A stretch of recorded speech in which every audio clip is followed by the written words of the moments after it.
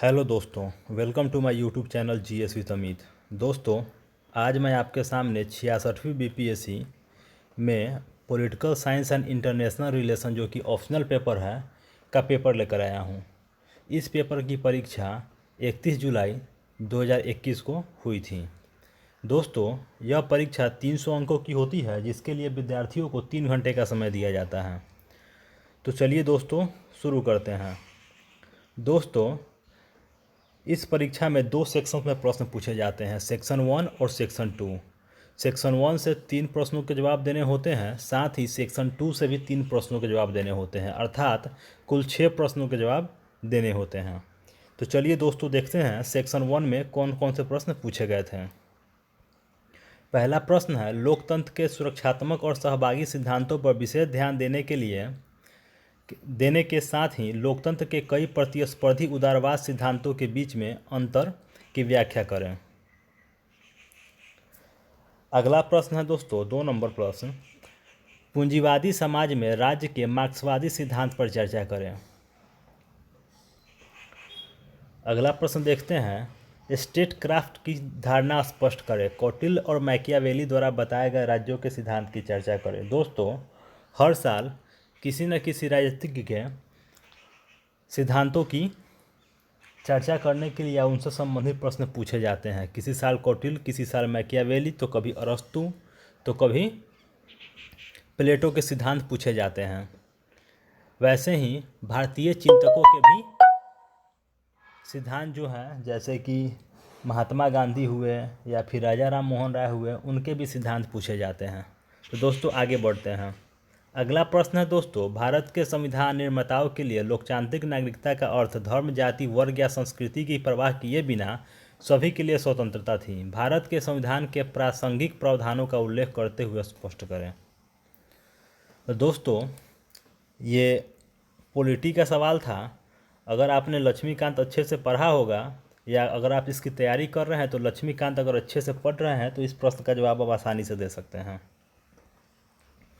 5 number जो प्रश्न है, आपको क्यों लगता है कि समकालीन भारत में जाति सामाजिक श्रेणी की तुलना में अधिक राजनीतिक श्रेणी के रूप में उभर कर सामने आई है, चर्चा करें। ये सवाल भी जो है दोस्तों, वो भी व्यवहारिक सवाल है।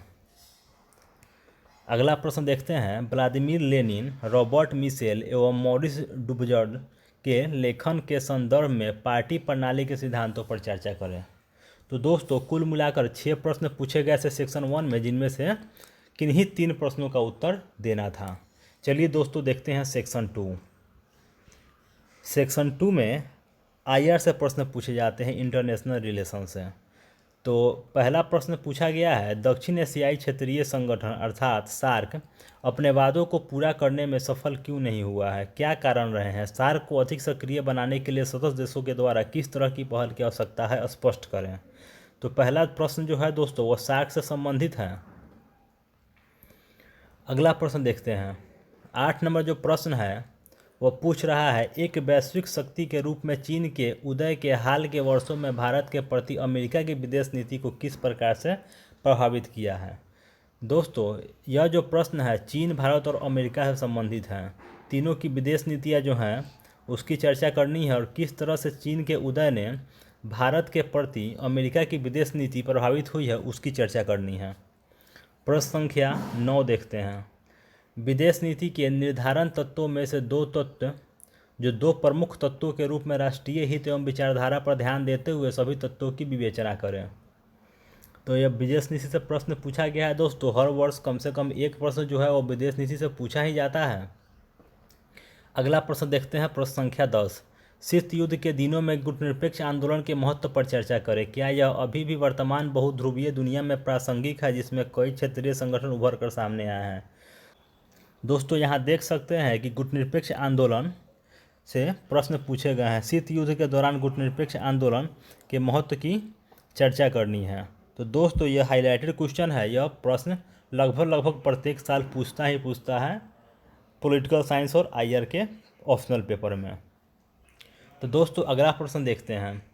अगला प्रश्न जो 11 नंबर प्रश्न है वह है, अंतर्राष्ट्रीय राजनीति के 3 सिद्धांतों में से प्रत्येक पर संक्षेप में चर्चा करें। यथार्थवादी सिद्धांत, प्रणाली सिद्धांत, निर्णय लेने का सिद्धांत। तो अगला प्रश्न है दोस्तों, क्या आपको लगता है कि संयुक्त राष्ट्र ने अपने कामकाज की सीमाओं के बावजूद विश्व शांति को सुनिश्चित करने और बढ़ावा देने में महत्वपूर्ण भूमिका निभाई है? इस संदर्भ में उन सुधारों का सुझाव दें जिसकी आपको तत्काल आवश्यकता लगती है। तो दोस्तों, पॉलिटिकल साइंस और आईआर का जो हाईलाइटेड टॉपिक है वह गुटनिरपेक्ष आंदोलन और संयुक्त राष्ट्र है। हर साल संयुक्त राष्ट्र या गुटनिरपेक्ष आंदोलन से किसी न किसी तरह से घुमा फिरा के सवाल पूछे ही जाते हैं। तो दोस्तों, अगर आप पॉलिटिकल साइंस और आईआर पेपर की तैयारी कर रहे हैं तो इन दोनों टॉपिक को कभी ना भूलें, इन दोनों टॉपिक को तैयार करके जाएं, इससे निश्चित तौर पे सवाल पूछे जाते हैं। तो इस प्रकार से दोस्तों दोनों खंड के पेपर, दोनों सेक्शन 1 सेक्शन 2 में 6 प्रश्न पूछे गए थे, जिनमें से 3 प्रश्नों के उत्तर देने थे। आशा करता हूं कि आपको वीडियो अच्छा लगा होगा। वीडियो अच्छा लगा हो तो लाइक करें, चैनल को सब्सक्राइब करें और बेल आइकन को दबाना ना भूलें। धन्यवाद दोस्तों।